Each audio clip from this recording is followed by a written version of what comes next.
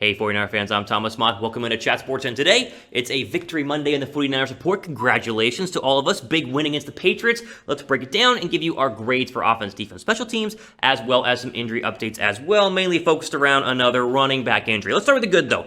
33-6. Is that good? Yes, it's great. A dominant win on the road against a football team that is good, but not that great. So it's kind of be like, do we get really excited because it was the Patriots, or do we get really excited because Cam Newton stinks? Like, how do we do this? So let's just go ahead and break in. First up, type W for the big win, right? They needed this one. NFC West is brutal. Just trying to get a wild card spot currently at the moment. Keep pace with the Rams, the Cardinals, the Seahawks. Type W down below in the comment section for a big win.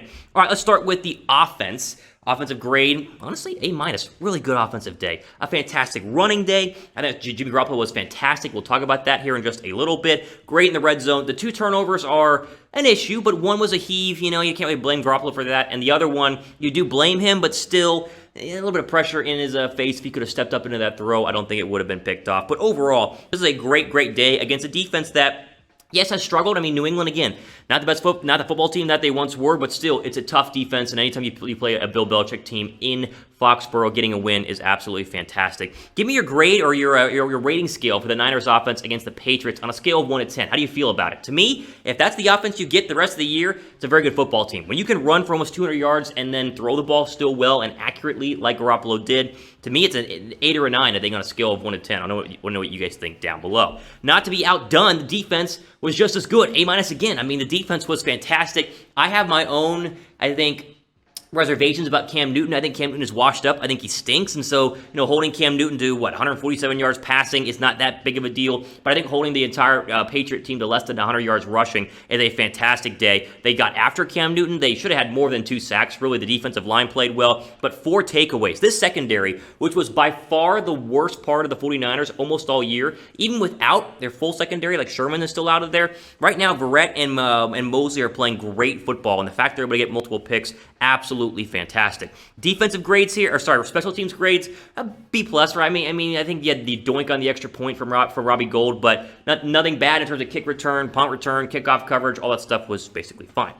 Who is your MVP versus the Patriots? Who gets the game ball? Let me know down below in the comments section. Honestly, it's hard not to give it to Jeff Wilson Jr., who will update you guys on here in just a minute. Okay, let's start with our player grades and Jimmy Garoppolo. A-.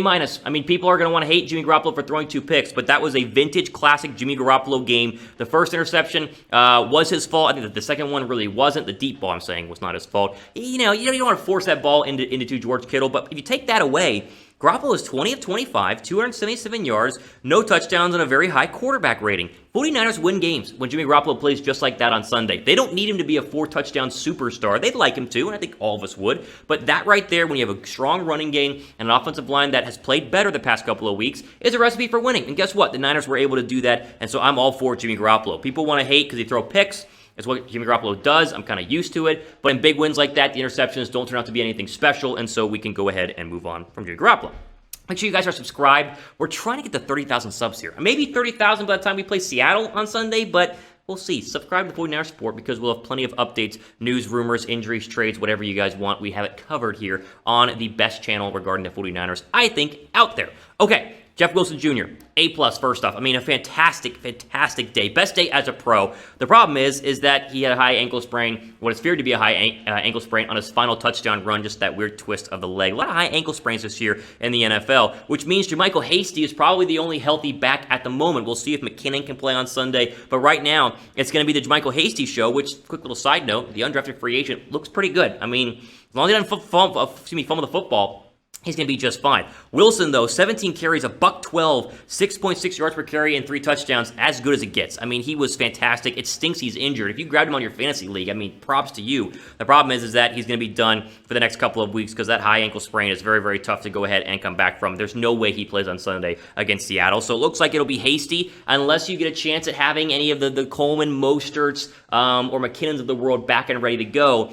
But I think Hasty's going to be your workhorse back against Seattle, so mini Marshawn against the former team of Marshawn Lynch. It's going to be interesting. We're getting to the point with all these running back injuries that I might have to suit up, right? Do you think I should play running back for the 49ers? What do you think? Could I play running back right now? You want to see me out there, dodging and weaving and trying to beat the Seahawks? Type Y down below for yes. Type N down below for no. Okay, let's go over to George Kittle. We got to mention George Kittle because it was National Tight Ends Day yesterday, which was made from George Kittle. It's not like an actual national holiday, but he had, T-shirts and everything, and George Kittle started it. Give some love to the tight ends, so shout out for that. But I think Bill Belichick did a good job of slowing Kittle. You knew that was where they were going to go because Belichick always takes away your best offensive weapon, and even though they slowed down Kittle, it didn't really matter because, the rest of the offense played very, very well, including Brandon Aiyuk, we'll talk about in a second. And a healthy George Kittle is always good. So even though he wasn't fantastic, 7 targets, 5 catches for 55 yards, it still was a good overall day for Kittle, and so with that, we give him a B+. Give this video a like for National Tight End Day. That was yesterday. Like this video if you were celebrating like I was. Not really, but, National Tight End Day. We love George Kittle. He's absolutely fantastic. Give this video a thumbs up for that. Okay, Brandon Aiyuk, A-. Best game of Aiyuk's young career, and as I predicted, when they drafted him, it would take some games for Aiyuk to figure it out. And guess what? Started off very poor, and slowly but surely working his way up there, just like Deebo Samuel did last year. Aiyuk was fantastic. You talk about a guy who had 6 catches for $115. This is exactly what San Francisco needs in terms of wide receiver threats. The one issue yesterday is that it was only Aiyuk and Deebo Samuel. The other receivers on this team, Taylor does nothing. Pettis obviously does nothing. Bourne is very hit or miss. It is the Aiyuk and Samuel show, which is fine. Man, I wish there would be one more that could actually play well. But at least these two are, right? Beggars can't be choosers because if neither of them were playing well, the 49ers would be in a lot of trouble. But thankfully, they're both playing well, and so thumbs up for that. Okay, before we get to the defensive grades, quick preview ahead to what we're doing and dealing with on Sunday. Seattle. This is it. This is going to really tell us all we need to know about San Francisco and if they can still compete in this division. Seattle lost last night. You can argue that Russell Wilson looked a little rough against the Cardinals. Now, the Cardinals are a whole different issue. They're really, really good. But I still think Seattle's probably the best team in the NFC, if not one of the top 3 teams in the NFC. If you want to put the Bucs there, you want to put the Packers there, whatever. But still, Seattle's great. It's going to be a fantastic test. And I think the hope is that Russell Wilson gives you a couple more interceptions, although I'll argue he had 3 last night. Don't expect 3 interceptions against the Niners defense. Man, choking up just thinking about Russell Wilson right now.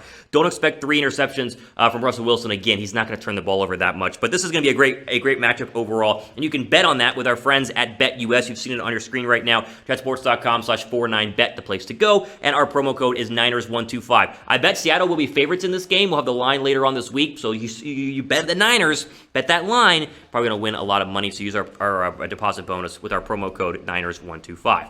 Defense. Defense. Fred Warner, excellent, A-. Absolutely fantastic in this football game. Best player on the 49ers in Week 7, and he's probably been the best player for San Francisco all year long whenever he's been out there. The diving interception of Cam Newton, and really just the ability to cover at a linebacker position. They were showing a replay of him covering one-on-one with Julian Edelman and absolutely blanketing Julian Edelman, the best receiver for New England. If you're not on the all-pro Fred Warner hype train, then you're watching football like this. Like, you're just not seeing it because he's fantastic. He's so darn good. He might be the best linebacker in football by the time we get to 2021, 2022. At some point in his career, I think we will consider him the best linebacker unanimously in the National Football League. He was very, very good. Final grade here has to go to Jamar Taylor. Shout out Jamar Taylor for having a great day in the secondary. Really, this player card goes to all the secondary players, A- for them. The entire 49ers secondary was really, really good. Verrett came in, came out, came back in. He was good. Mosley was really, really good. And then, of course, Jamar Taylor, 2 interceptions to the point that Cam Newton was benched and had a QBR of 3.5, which is really bad. Like 3.5. Terrible. The team overall, in terms of not just Sunday, but the past couple of weeks, has stepped up. I think that they're responding very, very well to recent criticism from outside sources. And so I think with that being said, you can put a lot of hope in the fact that maybe they can get a big win next week against Seattle and maybe make a run at the division, not just a wild card berth overall. Again, Newton was terrible. You saw those stats. But Verrett, Mosley, and Taylor were all really, really good. Any day you have 3 picks in the secondary, it's a good day to be in the secondary. It's just fun that this is a team that faced adversity, could have rolled over, a lot of injuries, and yet right there, still in the heat of things and still in the hunt to make a playoff berth and maybe even win the division. Who knows what happens on Sunday. What grade overall would you give San Francisco? Give me your full grade for the win yesterday down below. I'm leaning towards an A. I think overall, one of the better performances we've seen from San Francisco this year. Let me know what your guys' grade would be down below. There you go. I'll tell me out for today here on the 49ers Report. I'm your host, Thomas Mott, signing off for the rest of your day.